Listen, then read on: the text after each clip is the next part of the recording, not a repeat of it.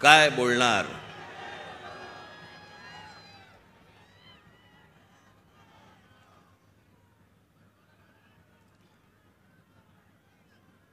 जवळपास 5 वर्षानंतर या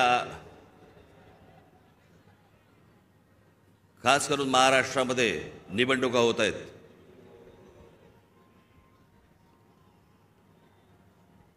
महानगरपालिकेच्या निवडणुका आत्ता होतील असं म्हणता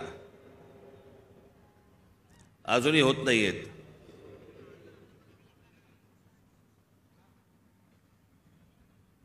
त्याच्यामुळे 2019ला ज्या निवडणुका झाल्या त्याच्यानंतर आज 2024ला निवडणुका होत आहेत आणि सगळे आचारसंहितावाले सगळे जागे झालेत. काल मी एक बातमी वाचली की आचारसंहितेसाठी म्हणून निवडणुकीसाठी म्हणून महानगरपालिकेची जेवढी हॉस्पिटल्स आहेत तिकडचे डॉक्टर्स आणि नर्सेस यांना निवडणुकीच्या कामावरती जुंपवलंय.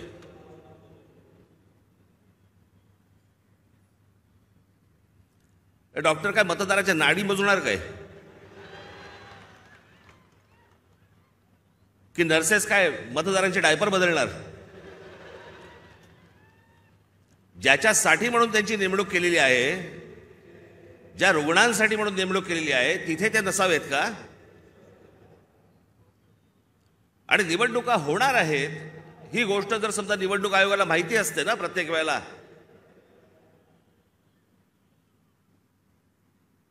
एक पॅरलल फळी का नाही उभी करत तुम्ही? दरवेळेला आपल्या काहीतरी शालेय शिक्षक घ्यायचे, नर्सेस घ्यायच्या, डॉक्टर्स घ्यायचे, हे कुठचे उपद्व्याप?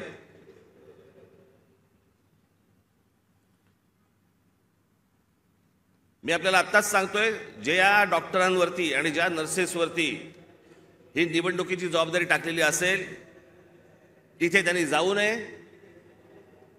आणि ज्या रुग्णांची सेवा करण्यासाठी म्हणून तुम्ही आयुष्य घालवताय त्या हॉस्पिटलमध्ये परत तुम्ही जा, तिथे काम करा. तुम्हाला नोकरीवरनं कोण काढतं मी बघतो.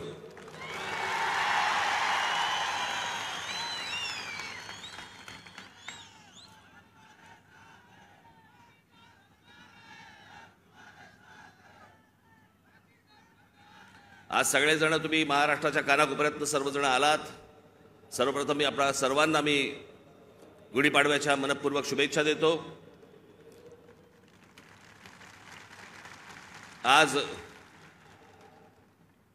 सणासुदीचा दिवस असून देखील या अशा प्रकारच्या सभा नुसत्याच होत नसतात. त्याला एक पोलीस यंत्रणेवरती देखील एक ताण असतो. पण आपल्या सणासुदीच्या दिवशी सगळ्या गोष्टी बाजूला सारून अशा कामांना ज्यावेळेला पोलीस माझे सहकारी ज्यावेळेला जुंपलेले असतात त्या सर्व पोलीस अधिकाऱ्यांचे, माझे कॉन्स्टेबल माता भगिनी यांचे मी दिलगिरी व्यक्त करतो की त्यांना या सगळ्या याच्यामध्ये काम करावं लागतंय. पण तुम्हालाही मनपूर्वक गुढीपाडव्याच्या मनपूर्वक शुभेच्छा.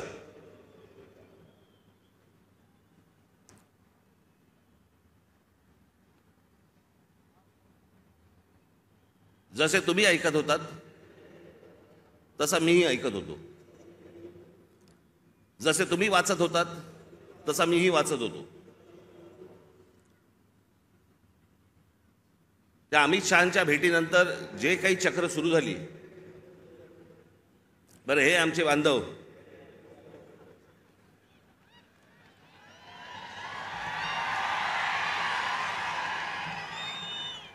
त्यांचा काही दोष नाही, चॅनल बोले म्हणजे रोजची चॅनल्स, त्याला मी एक नाव ठेवलंय, आज मला असे वाटते. लोकांना विचारायला कशाला पाहिजे? राजकारणाला विचारायला कशाला पाहिजे? दे ठोकून आपली बातमी. वाटेल त्या बातम्या चालू होत्या, वाटेल त्या बातम्या. मी आपला एन्जॉय करत होतो. तुम्हाला काय बोलायचं ते बोला, मला जेव्हा बोलायचं तेव्हा मी बोलीन. त्या अमित शहांना भेटायला गेलो दिल्लीला.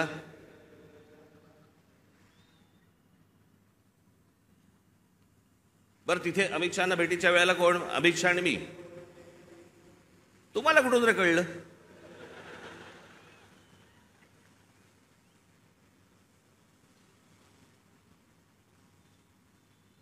मी तिकडे दिल्लीला पोहोचलो काय,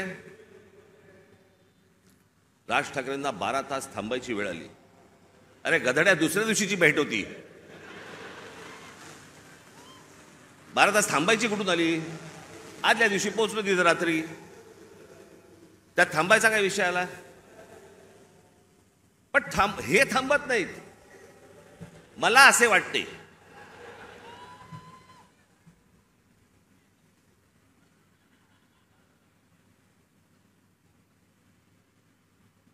तिकडे काही पत्रकार मला भेटले. मला बोलले, साहेब कधी भेटायचं? म्हटलं मला नाही भेटायचं.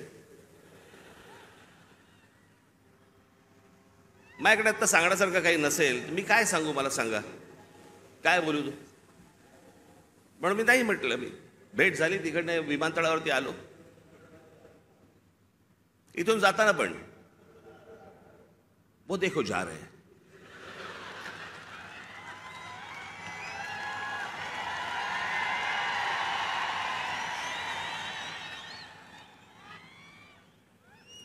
हल्ली हे असतात, पूर्वी ते आचारसंहितावाले असायचे, कुठेही कॅमेरा घेऊन जायचे. अहो, एके दिवशी मी बाथरूमला चाललो होतो. मी विनोदाने सांगत नाहीये, मी खरंच तो माझ्या मागे आला.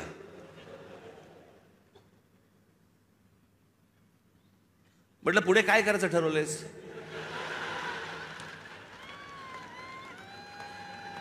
मी म्हटलं, आपलं आपणच करायचंय का आपण काही सहकार्य करणार आहात?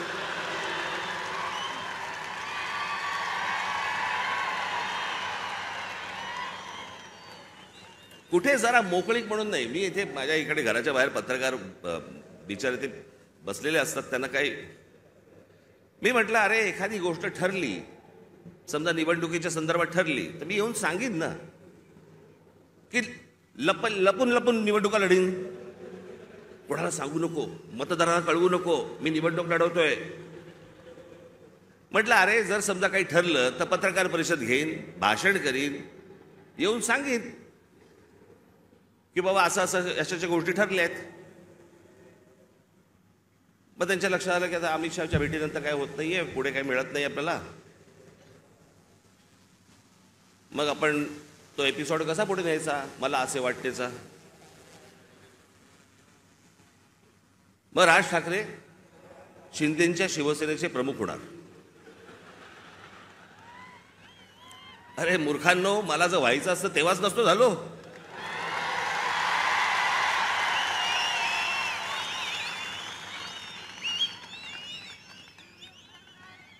या माझ्या घरी इथे जवळपास 32 आमदार, 6-7 खासदार, आपण एकत्र बाहेर पडू आणि काय, मग नंतर माझा महाराष्ट्र दौरा सुरू झाला. तोपर्यंत इकडे सगळे काहीतरी बांधणी सुरू होती. मी आता काही नावं नाही घेत कोणाची. आणि ह्यांना वाटलं मी काँग्रेस मध्ये, त्याला सत्ता होती त्यांची, जॉईन होणार बाकीच्यांसारखा.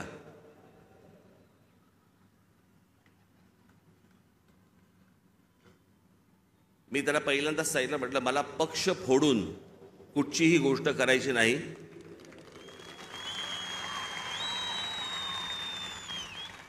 आत्ता म्हटलं माझ्या मनात विचार नाहीये, पण जर उद्या जर समजा मी काही केलं, पाऊल उचललं, तर स्वतःचा राजकीय पक्ष काढीन, पण कोणाच्या हाताखाली काम करणार नाही.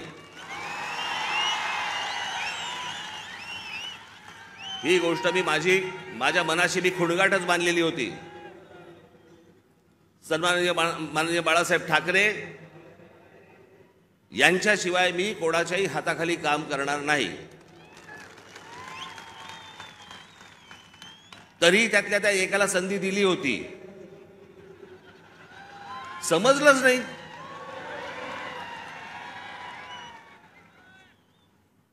जाऊन दे, पण तो झाला भूतकाळ. त्याच्यामुळे असल्या कोणत्याही गोष्टींवरती तुम्ही विश्वास ठेवू नका. मी कोणत्याही शिवसेनेचा प्रमुख, अध्यक्ष काही होणार नाही. मी जे अपत्य जन्माला घातलेलं आहे, महाराष्ट्र नवनिर्माण सेना, याचाच मी फक्त अध्यक्ष राहणार.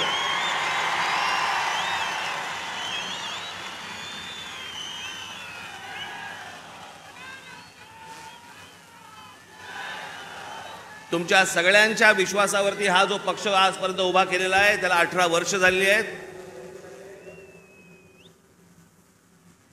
ही असली गोष्ट माझ्या मनाला शिवत देखील नाही.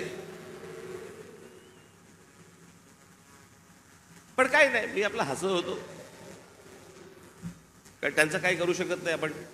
आज मला असे वाटते वेगवेगळ्या बातम्या वेगवेगळ्या गोष्टी येत होत्या.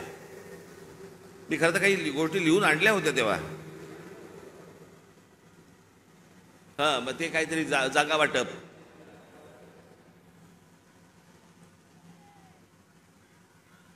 जागा वाटपाबद्दल चर्चा झाली.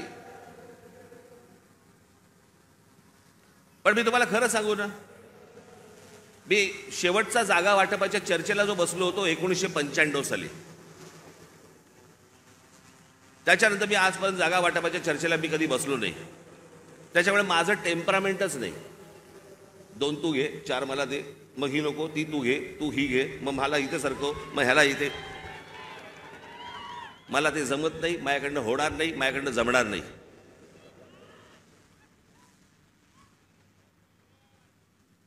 मग मला सांगितलं आमच्या निशाणीवरती लढा. हे रेल्वे इंजिन आहे ना, हे तुमच्या कष्टाने कमवलेलं चिन्ह आहे. माझ्याकडे आयतं आलेलं नाही, सहज आलंय चिन्ह म्हणून आता मी त्याच्यावरती लढवायचं अजिबात नाही.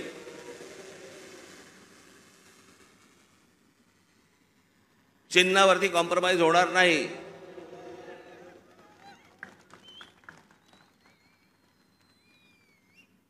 दिल्लीला गेलेले हे ठाकरे पहिलेच. पत्रकारांना माहीत नसतं, काही माहिती नसतात, जुन्या गोष्टी काही कल्पना नसते.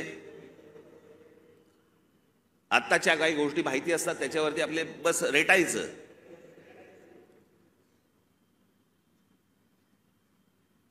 एकोणीसशे साली मी तुम्हाला मुद्दामून सांगतो, 1980 साली माननीय बाळासाहेब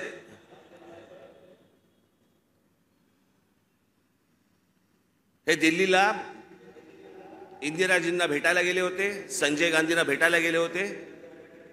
आणि भेटीला जायला काय प्रॉब्लेम आहे मला कळत नाही. मला अनेक लोक येऊन घरी भेटतात म्हणून मी काय समजायचं, वार हे आता माझ्या घरी भेटायला आलेत मला, आता असं नाही समजत. कोणी कोणाकडे भेटायला जात असतात, गोष्टी लोक जात असतात. त्यात मोठेपणा आणि कमीपणा कसला आला? वर्ष 1.5 वर्ष झाले आपले महाराष्ट्राचे मुख्यमंत्री माझ्याशी बोलतायत, आपण एकत्र आलं पाहिजे, आपण एकत्र काहीतरी केलं पाहिजे. म्हटलं शी,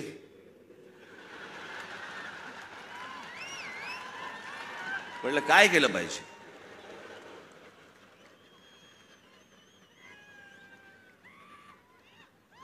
असं वर्ष 1.5 वर्ष ऐकतोय. मग मी शेवटी एक काम केलं. मी म्हटलं बाबा मला समजेना, मला देवेंद्रजी पण सांगत होते, फडणवीस एकनाथजी पण सांगत होते आपण एकत्र आलं पाहिजे, एकत्र आलं पाहिजे. म्हटलं एकत्र आलं पाहिजे म्हणजे काय?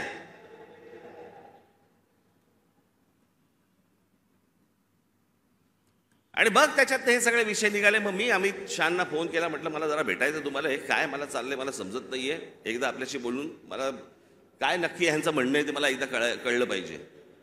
मग आमचं बोलणं झालं तिकडे. मग इथे आल्यावरती आमच्या तिघांचं बोलणं झालं. मग ते सगळं निशाणीवरती प्रकरण आलं.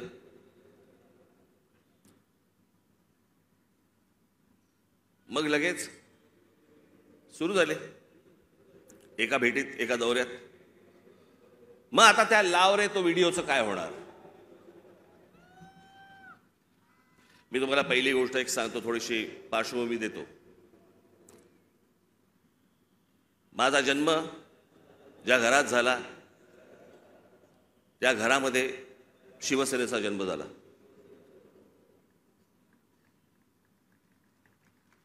मी पहिल्यापासून जे पाहत आलो ती माननीय बाळासाहेबांची शिवसेना पाहत आलो. लहान असल्यापासून त्यांच्याबरोबर हिंडलो, फिरलो, अनेक ठिकाणी गेलो, अनेक सभांना गेलो, चॅलेंज सभांना गेलो. त्याच्यामुळे माझ्या आयुष्यातला एकमेव तेव्हाचा पक्ष होता तो म्हणजे शिवसेना.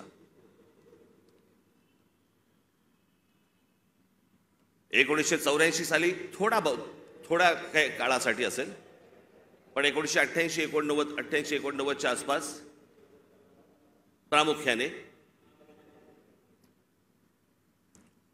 भारतीय जनता पक्ष आणि शिवसेनेची युती झाली. आणि ती युती झाल्यानंतर शिवसेनेबरोबर जर सर्वाधिक माझे संबंध कोणाबरोबर आले असतील तर ते भारतीय जनता पक्षाबरोबर आले. आमच्या गोपीनाथराव मुंडेंबरोबर आले, प्रमोद महाजनांबरोबर आले, आमच्या नितीन गडकरीजींबरोबर आले.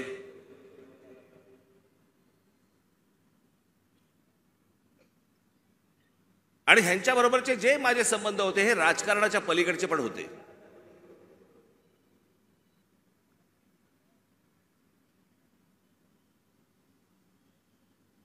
माझा संबंध कधी काँग्रेस राष्ट्रवादीत खूप नंतर, पण काँग्रेसवाल्यांशी माझा तसा संबंध कधी आला नाही.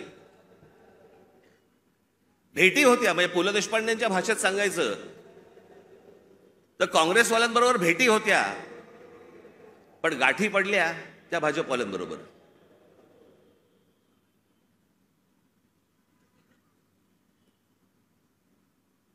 त्याच्यामुळे अनेक वेळेला त्यांच्याबरोबर माझे अगदी चांगले संबंध तेव्हापासून प्रस्थापित झाले. मग आमचे प्रमोदजी गेले, मग त्या दरम्यान मी गुजरात दौऱ्यावरती गेलो. नरेंद्र मोदी यांच्याबरोबर माझे संबंध प्रस्थापित झाले. मी गुजरात पाहिला, त्यावेळेला खूप चालू होतं की गुजरातमध्ये कशा प्रकारची प्रगती होते, कशा प्रकारची डेव्हलपमेंट होते.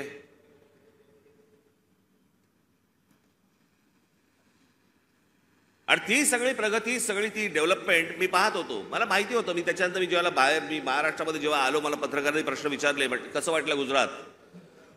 म्हटलं गुजरात डेव्हलप होतंय, पण महाराष्ट्र खूप पुढे आहे.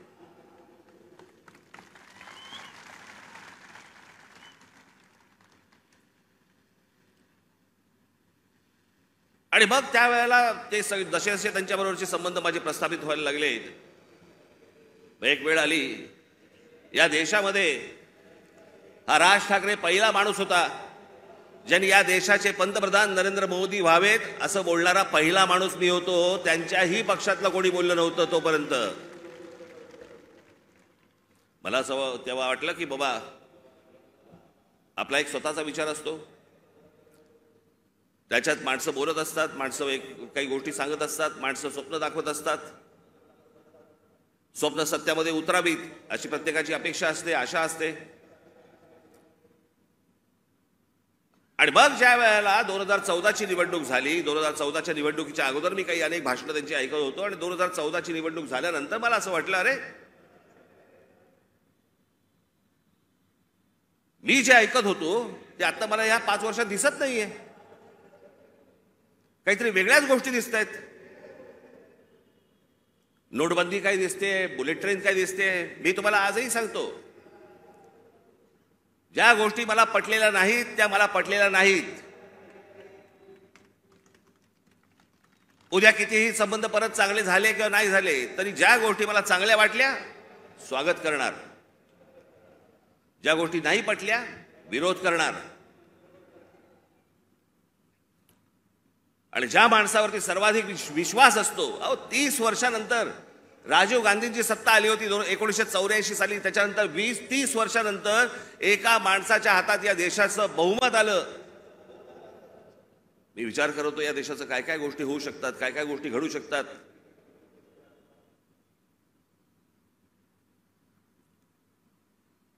ज्यांचा संबंध नसतो ना तुमचा,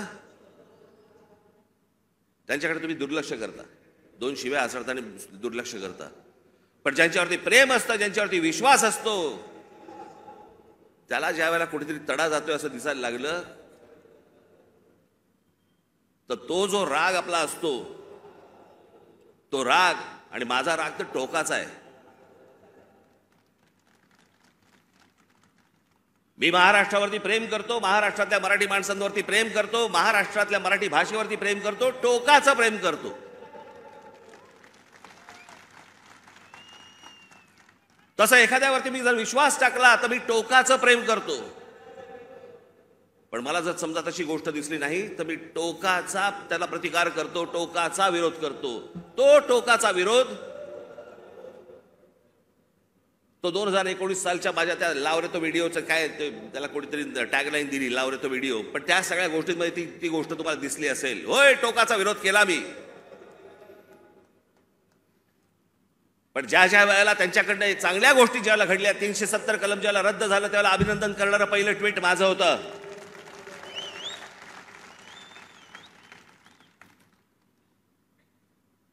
गेल्या 5 वर्षामध्ये ज्या गोष्टी चांगल्या गोष्टी घडलेल्या आहेत त्याचं अभिनंदन केलंय, स्वागत केलेलं आहे. एनआरसीच्या बाजूने मोर्चा काढलेला आहे. जी गोष्ट योग्य ती योग्य, जी गोष्ट अयोग्य अयोग्य. या देशाने अमिताभ बच्चन यांच्यावरती प्रेम केलं, मीही प्रेम केलं. पण ज्या वेळेला एक माणूस ज्या वेळेला मला असं वाटायला लागलं की अरे एका प्रांताचा विचार करतोय, मला नाही पटलं. पण त्या सगळ्या गोष्टींमध्ये जर समजा तुम्ही बघितलं तर त्याच्यामध्ये व्यक्तिगत टीका कुठेही नव्हती.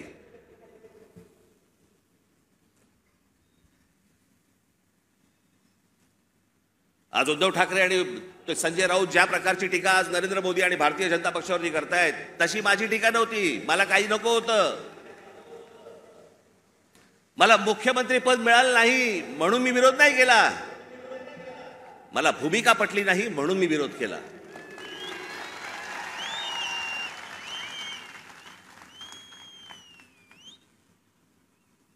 आज हे विरोधामध्ये बोलतायत. मग ज्या वेळेला मी बोलत होतो त्यावेळेला खिशातले राजीनामे बाहेर काढून माझ्याबरोबर का नाही आलात? त्यावेळेला सत्तेत तर मिळणारा मलिदा चाटत बसले होते ना.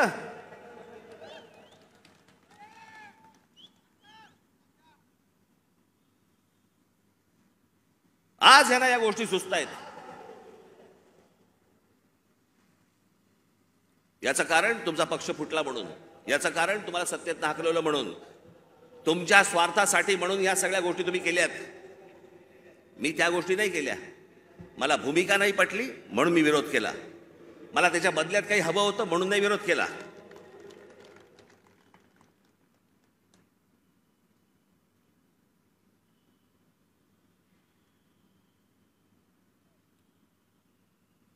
मी आज काही तुमच्यासमोर फार लंब चौडं काहीतरी बोलायला आलो नाहीये. तुमच्या ज्या काय अपेक्षा आहेत, तुम्हाला काय हवंय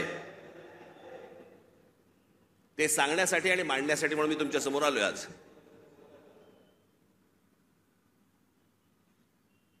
नरेंद्र मोदींकडनं कसं आहे, आज तरुण, आज आम्ही दुपारी बोलत होतो, 2006 साली ज्यावेळेला मी पहिलं महाराष्ट्र नवनिर्माण पक्ष स्थापन केल्यानंतरचं पहिलं भाषण ज्यावेळेला मी इथून केलं होतं त्यावेळेला मी असं म्हटलं होतं, ज्याच्यावरती अनेक लोकांनी चेष्टा केली.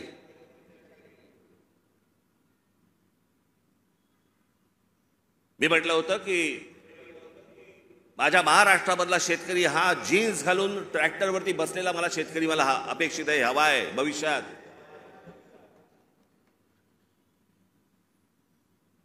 दोन 2006 पासून ते युग सुरू झालं होतं. आज या जगामध्ये सगळ्यात तरुण जर देश कुठचा असेल, तरुण, तो आपला भारत देश आहे, हिंदुस्थान आहे. सर्वाधिक तरुण ना अमेरिका आहे, ना जपान आहे, ना अजून कुठचा देश आहे. आज फक्त भारत तरुण आहे.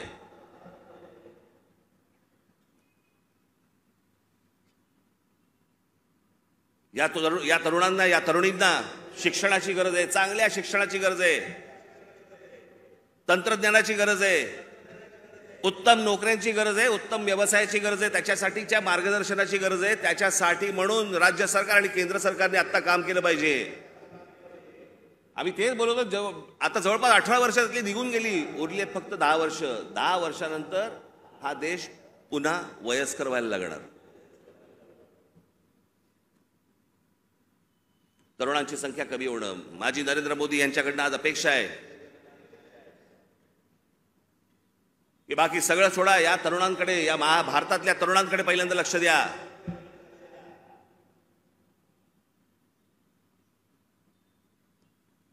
हेच ते फ्युचर आहे, हेच ते भविष्य आहे.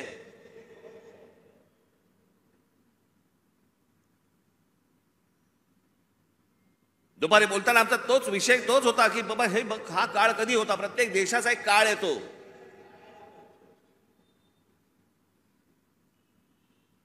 जसं जपानमध्ये एक काळ आला.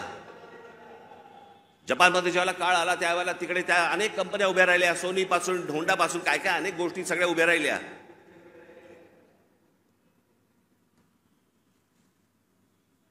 अनेक व्यवसाय उभे राहिले, अनेक व्यावसायिक उभे राहिले. ज्याला घुसळून काढणं म्हणतो ना आपण, तसं सगळं अख्खा घुसळून निघाला तो देश. आज बघा कुठच्या कुठे असा हा देश घुसळून निघाला पाहिजे. आणि तसं जर आज उद्या घडलं नाही तर सगळ्याच गोष्टींवरचा समाजाचा विश्वास उडून जाईल. या देशामध्ये दुसरं तिसरं काही होणार नाही. या देशामध्ये फक्त अराजक येईल.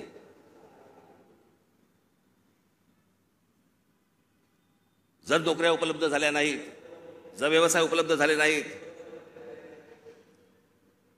लोकसभेमध्ये सांगितलं गेलं की या देशामधले लोकसभेमध्ये सांगितलं गेलं की या देशामध्ये जवळपास 6 लाख उद्योगपती व्यापारी हे हा देश सोडून गेले. 6 लाखाचा अर्थ काय होतो? हा तर अधिकृत आकडा आला आपल्याकडे, पण हे यापुढे होता कामा नये. या देशातल्या तरुणांकडे पाहणं गरजेचं आहे. महाराष्ट्र ज्या प्रकारचा कर भरतो केंद्राला, त्याच्या मोबदल्यात महाराष्ट्राला मोठा वाटा हा महाराष्ट्राला आला पाहिजे. याच्यासाठी म्हणून आज नरेंद्र मोदींकडनं माझी अपेक्षा आहे.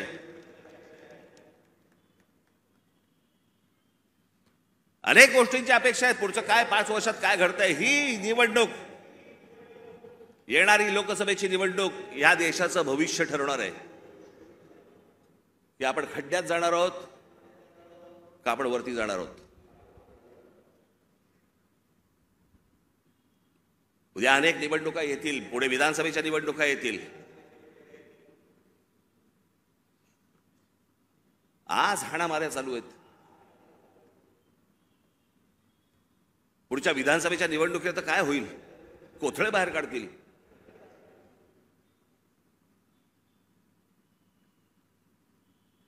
याचं कारण मी मागच्या तुम्हाला आठवतं, मी बोललो होतो तुम्हाला इथेच गेल्या वर्षीच्या सभेमध्ये का त्याच्या गेल्या वर्षी सभेमध्ये तर आठवत नाही. महाराष्ट्रात कॅरम चुकीचा फुटला गेलाय. कोणाच्या सोंगट्या कोणाच्या भोकात आहेत तेच कळत नाही.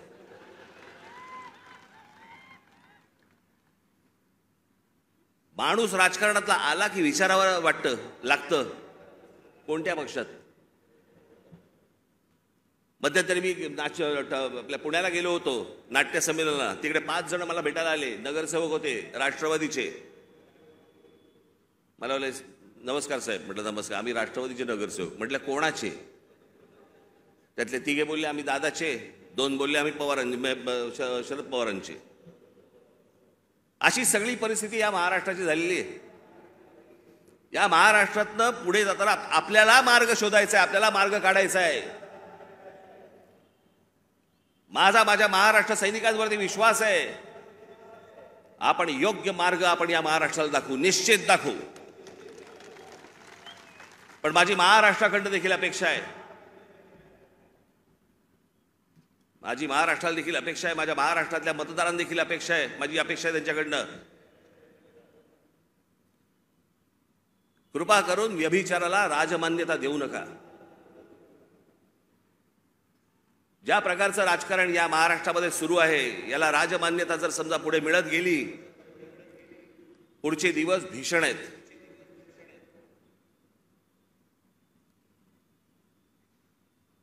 पण या आजच्या सगळ्या परिस्थितीमध्ये जेव्हा सगळ्या बाजूनी मी जेव्हा पाहतो त्यावेळेला मला असं वाटतं की आज किमान पुढच्या 5 वर्षांसाठी देखील विषय आपल्याला पुढच्या 50-100 वर्षांचा करायचा असतो.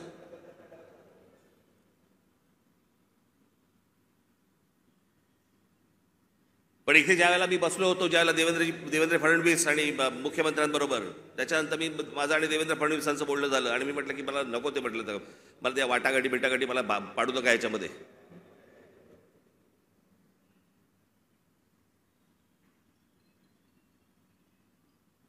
मी म्हटलं तुम्हाला मी आज सांगतो, म्हटलं त्या राज्यसभाही नको आणि ती विधान परिषदही नको.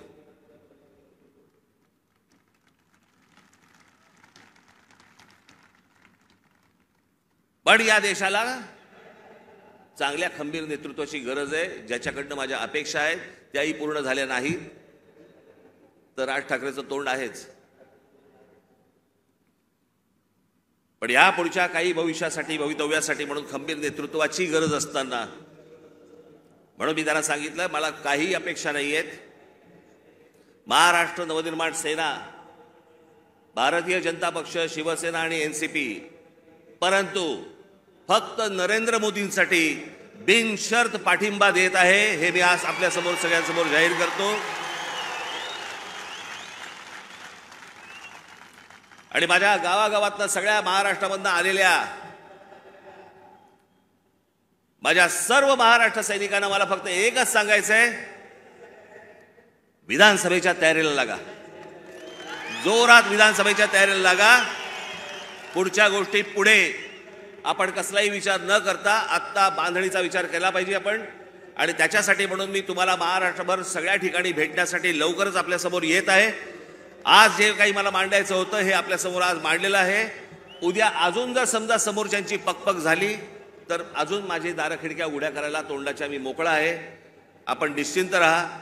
जिथून आलेला आहात तिथून व्यवस्थित जा. जाताना आपण व्यवस्थित गाडीने ज्या आलेला आहात गाड्या नीट सांभाळून चालवा. घरचे लोक आपली वाट पाहत असतील. पुन्हा एकदा मी आपल्याला सर्वांना मी गुढीपाडव्याच्या मनपूर्वक शुभेच्छा देतो आणि आपणा सर्वांची मी रजा घेतो. धन्यवाद. जय हिंद, जय महाराष्ट्र.